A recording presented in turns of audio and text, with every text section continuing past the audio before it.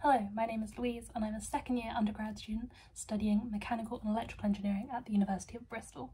You can find me on Instagram and YouTube at Louise Does Life, where I talk about studying, productivity, minimalism, happiness, and what we're going to talk about today, which is sustainability. Today I specifically want to talk to you about recycling because it turns out it's a lot more complicated than some people think, and I think it will help you to understand why we have a plastic crisis and what we can do about it. In this video I'm going to be talking about what recycling is, recycling contamination, aspirational recycling, closed loop recycling, and what we can do about it. So firstly, what is recycling? Recycling is the process of converting waste materials into new materials and objects.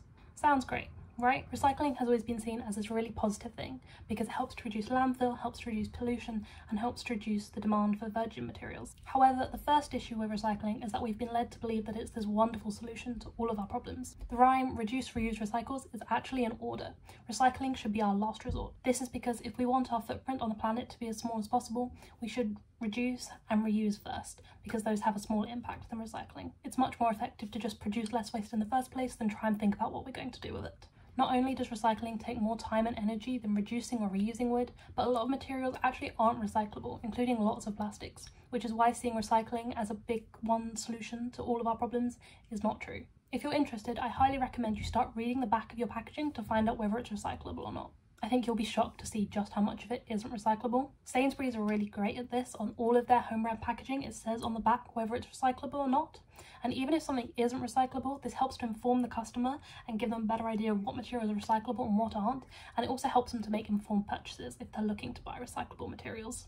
This is something I believe all brands should have to do in an ideal world. But for example, did you know that the plastic bags that you buy salad leaves in actually aren't recyclable? And so even if you put them in the recycling bin, they're just going to end up in a landfill. Okay, so our first topic is recycling contamination. Not only are lots of plastics not recyclable, but a lot of recyclable plastics aren't being recycled. It is estimated that only 9% of plastic that's ever been produced has been recycled, another 12% has been incinerated, and the remaining 79% is still in existence somewhere on the planet today. This is partly because of recycling contamination. Recycling contamination is when an item is deemed to be contaminated because of uncleanliness, such as food residue or by mixed materials. It will be sent from the recycling centre to landfill. This means that even if you put your salad bag into the recycling, it cannot be recycled and it will just be sent to a landfill facility. Furthermore, if a load of recycling is deemed to be contaminated to the point where it's not worth sorting, then that whole load can be sent to landfill.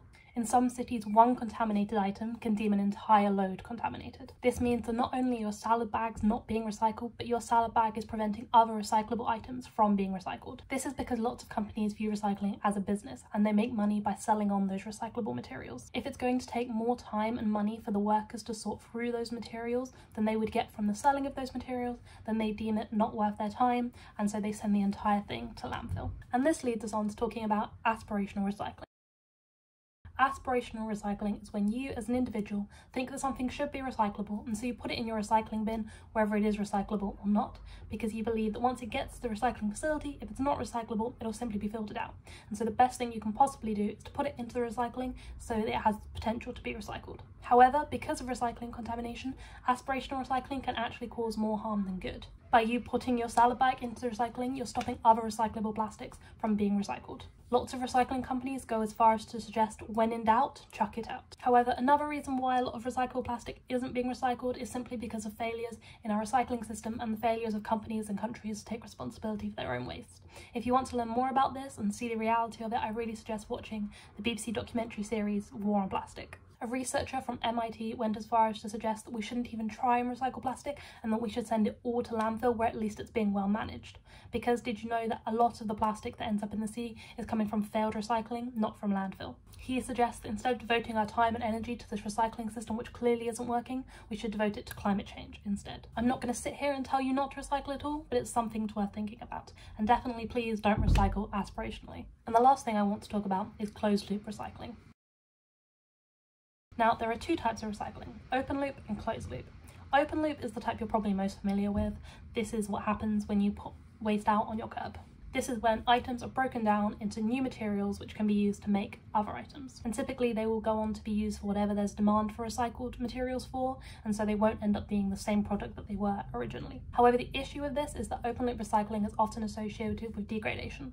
A simple example is that paper can only be recycled so many times because it reduces in quality every time it's recycled. And so for this reason, open loop recycling is often known as downcycling. Closed loop recycling, on the other hand, involves collecting really similar items and recycling them into their original product. Aluminium cans are a really great example. Aluminium cans are entirely recyclable and they can be recycled over and over again to keep making more aluminium cans. However, as wonderful as this may sound, aluminium cans are a bit of an exception because they're one of the few products so widely used that's so easily recyclable, and therefore it makes sense for them to be recycled in this closed loop way.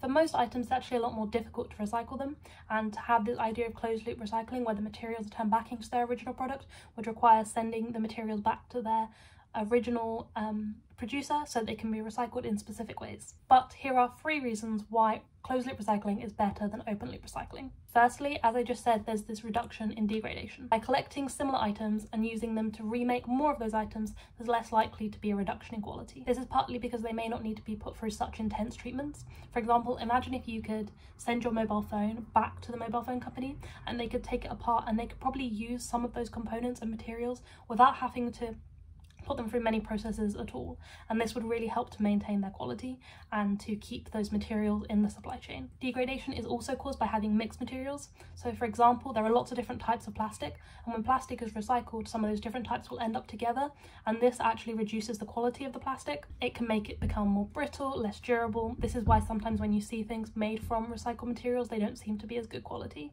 But if you were to send things back to their original producer and they recycled in this closed loop way, there wouldn't be that contamination of mixed materials, and so those materials would maintain their original high quality. The second reason why closed loop recycling is great is because materials are less likely to be lost in the recycling system. For example, there's actually some really valuable materials inside of your phone, but if you were to send this to a local recycling centre, they don't have the facilities to fish out those tiny bits of valuable materials, and so it ends up just going to waste. But if you could send this to a specialised recycling plant where it's going to be turned back into those original materials, and as I said, it may not need to go through such intense treatments, then those materials are much more likely to be saved, and so there'll be a big reduction in waste. And lastly, the third benefit of closed loop recycling is less of a need for virgin materials.